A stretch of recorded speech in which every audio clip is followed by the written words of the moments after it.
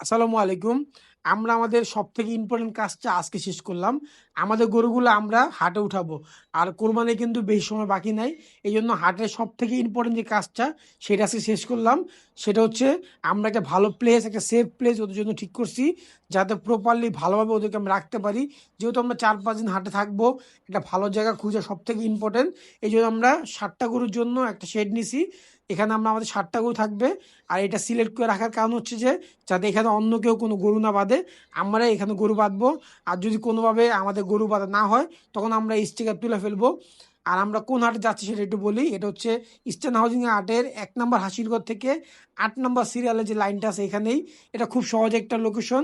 হাট চলাকালীন সময় যারা আমাদের সাথে দেখা করতে চান অথবা আমাদের গরু দেখতে চান তারা অবশ্যই এখানে ইজিলি আসতে পারবেন।